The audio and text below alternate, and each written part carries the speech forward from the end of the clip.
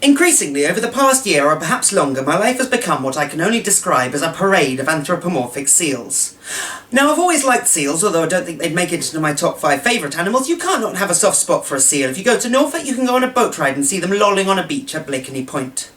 Seals look more comfortable than I do when I'm trying to sleep. They can lie comfortably on their backs, on their fronts, on their sides, and although until recently I didn't think you could tell the mood of an animal by the expression on its face, which is why everyone thinks dolphins are happy all the time and that tuna don't have a discernible emotion within them, which is not the case, but that is a story for another day.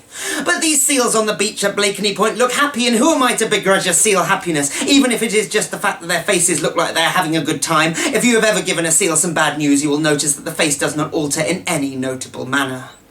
Yet in the past month, the seals have worked their way into everything I do. At first it was just calypso songs and the second contestant a seal won.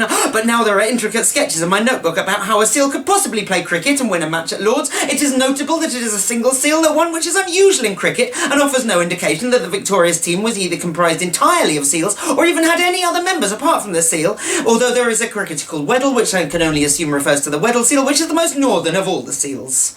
And when sitting down to watch some of my favourite items of American TV, there are now seals in it. For the entire season of True Detective, I was convinced that the murderer would be the man with the face of a seal, who appeared in several scenes, and who I'm now informed does not appear to have a seal face to most other viewers of this show, let alone the logical issues as to how a man would have a seal face and where the seal face ends and the human begins.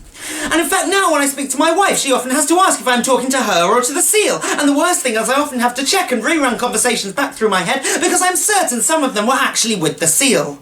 And then I read on the internet the story of someone who has found a seal egg on a beach and has taken the seal egg home to incubate it and hatch a baby seal. And this makes me rethink what seals are, because I'd not imagined before that they could possibly hatch out of eggs. And I look on Twitter and I have a message from someone who is standing for election in Hove, which is not a constituency I live in. And they tell me they are very fond of seals, and I wonder how they know and if I have messaged them at some point.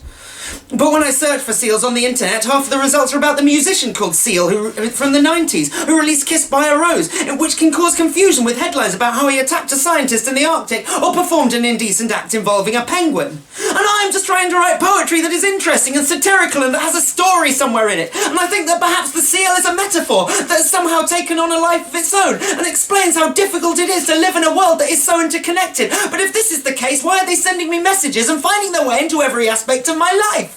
And suddenly I find both seals and the modern world are very confusing things, and perhaps I should go to Blakeney Point myself and lie down on my back, on my front, on my side, and feel the warmth of the sun, and there will be a look on my face that the seals, not knowing that you cannot tell the mood of someone from their expression, would consider to be happy.